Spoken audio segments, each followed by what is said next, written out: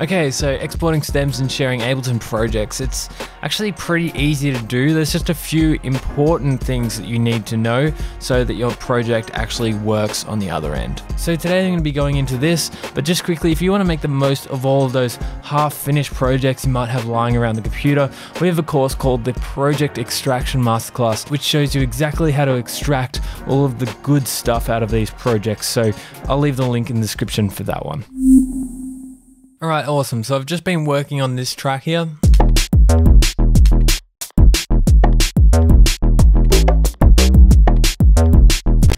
And now that I've got the drums and the bass and the groove going, I want to send it to a friend to continue collaborating on it. So how do I do this, and what's the whole method that I'll need to do here?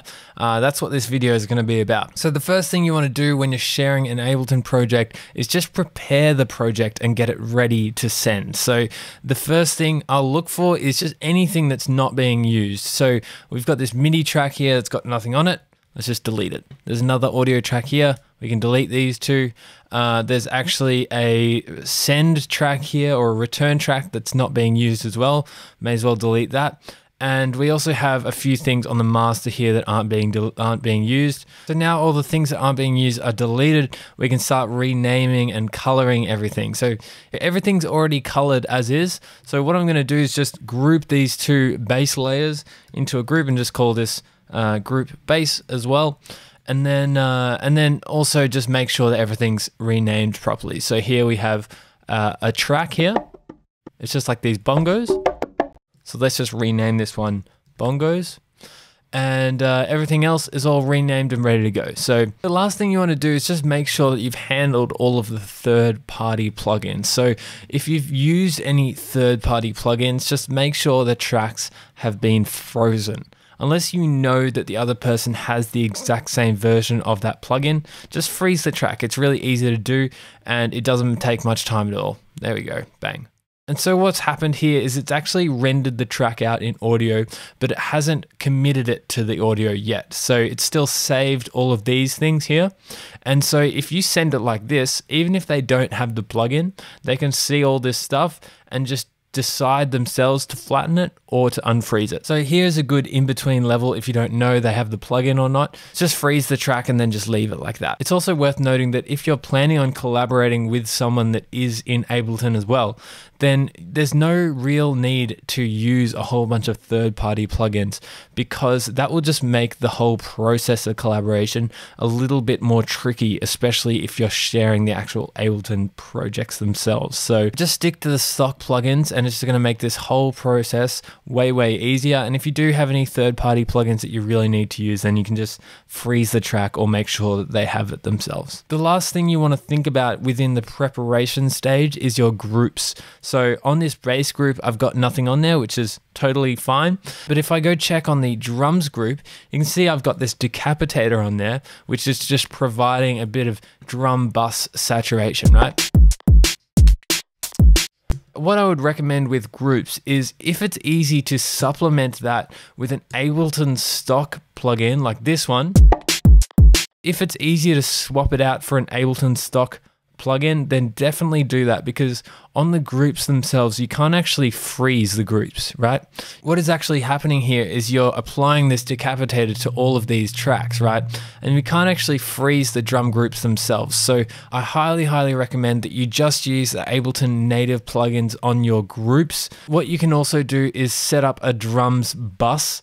So a different track that is just a drums bus, so like an audio track, and then just route all of these tracks into this audio track and then freeze this track, because you can freeze individual audio tracks. So it's a little bit of a workaround, but it will work if you really need so. The other alternative is just to actually apply this to each of the individual tracks, or flatten it out and just send it as an audio file. But like I said earlier, if you can replace it with an Ableton native plugin, then it just makes the whole process so much easier. So that is really what I recommend. And that's what I do when I'm sending projects around. Just make sure I'm using Ableton stock things on the groups. So just to recap, you definitely should prepare your projects when you send them. It just makes the whole process way easier for the other person.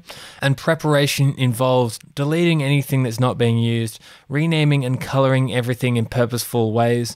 Think about any third-party plugins that you might have, and if they're on individual tracks, then definitely freeze them. Anything that needs to be flattened or bounced out or resampled into audio, definitely do that. And then also think about your drum groups as well, because the drum groups you can't flatten. So just make sure that you don't have any weird third-party plugins on those. So the next thing we're going to be talking about is project structure and how this works in Ableton. Okay, so I'm going to make another track and then go get a sample for the example here. And let's scroll down and maybe get a synth of some kind. This one will do. So let's say I pull it into my track and I'm just going to unwarp it and then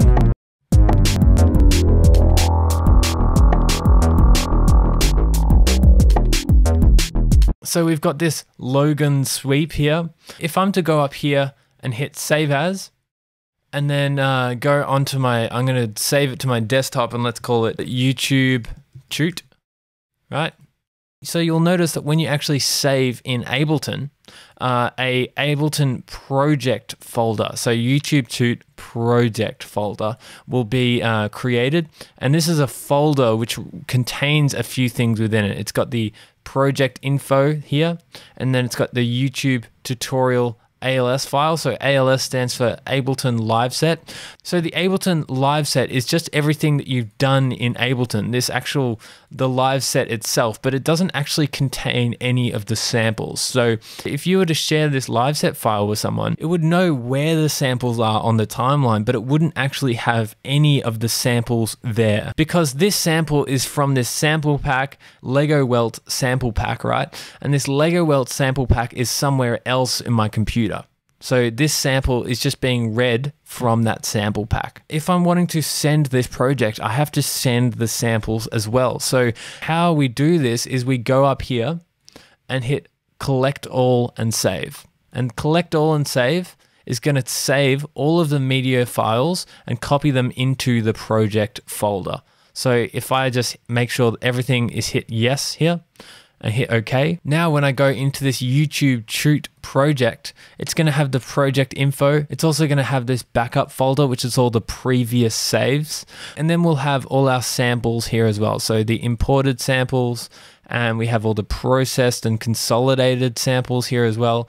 And just everything you need so you can actually share this project. And then when someone opens it up and double clicks this, then Ableton knows where everything is. So we've got this synth here. Let's go see if we can find this synth.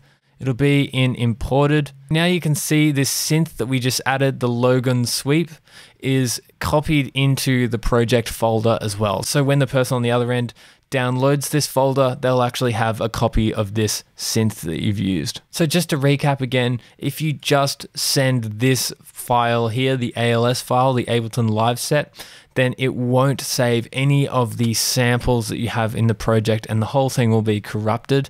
So you need to send this actual project, the whole project itself, and you need to make sure that you've collected all and saved all the samples. A lot of the time I just look in the project before I even open the live set, and I can tell that people haven't collected all and saved, and I know from then it's just not going to work. So what I recommend doing from this stage is to right click and compress this project folder, and then this will give you this zip file, and this zip file will make it a whole bunch easier to upload and share online. So there's an equivalent version of this on Windows, of course, and a lot of sharing programs are going to just zip it and compress the file for you anyway. So you may as well do it. It's just going to make the upload time a whole bunch quicker as well. And then on the other end, if you're just to double click this, then it's going to spit out this project folder here with everything in it. So now that you've sent this over to your collaboration buddy and he's told you that the project is working fine and everything's all good, I recommend just deleting this, because once you delete this, you have no duplicates, because you still have your original project and keeping it is just going to be creating duplicate for you. So just wait until he sends it back and then you can keep working on that one, but you may as well just delete it in the meantime. All right, so while I'm at it, I'm going to quickly go over exporting stems as well, and just a few things you need to know. So all of the preparation steps still hold true when you're exporting stems, especially renaming tracks. You should definitely rename all of your tracks to be very simple and concise, because this is what the actual file will be renamed when you export the stem. So if it has a really weird name, rename it to be something a bit more descriptive. This is definitely going to help the person on the other end. So I haven't renamed everything here. Let's just pretend I have. The next thing is to set your locators. So I've got a start locator, and what I'm going to do is just actually drag it a slight bit to the left here. So I could even do less than that, just anything slightly to the left of where things actually start. And that will make sure that when you send your track, the first sample of your song doesn't get clipped off. This often happens when you convert to MP3. So just make sure that that is slightly to the left of where everything starts. And the end locator is just right at the end of where everything dies out. So let's have a listen here. I've got a bit of echo tail and some fade out here on the field recording. And so this is where everything goes to silence. So that is where I've set my end locator. And if I right click the first locator and select till next locator, I can now hit Shift Command R, and that's going to bring up my exporting settings. The thing that I'll have to do here is just make sure that I'm exporting a WAV, and I'm just going to export it in 24 bits as well.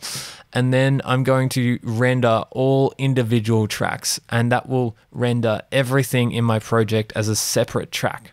So this is what you'll need to do once you hit export and save as. This is going to save everything under this name, and then all of the individual track names after it. So a lot of the time I'll do a little hyphen here, and that will just help separate the name of the actual song from the actual tracks themselves. But just quickly before you go ahead and export that, all individual tracks, take into account that it really does mean every single track, and groups count as tracks, return tracks and master tracks, they all count as tracks as well. So it's going to export all of the drums, right?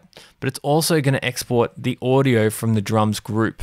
So you're going to have a double of everything that's in the groups, and it's going to export all of the bass and also the bass group. And it's going to export all of these return tracks and the master track. You're going to have a lot of duplicates. If you don't want the other person to have the groups as well, just feel free to delete that after you've exported them. Another quick thing that you can do is, let's say you spent a lot of time placing all of these effects here, right? So what I can do is just group these effects, and then when I export it, it's going to export the group, right? And then I can just delete these individual tracks. And that's just like a really quick and easy way of bouncing things out in collections rather than just all individual tracks, if that's what you want. And that's it. I hope this has helped you when it comes to sending projects. It's actually pretty straightforward once you know the nitty-gritty stuff. So if you've enjoyed the video, remember to like and subscribe to the channel. Otherwise, thanks for hanging out, stay safe, and I'll see you in the next one.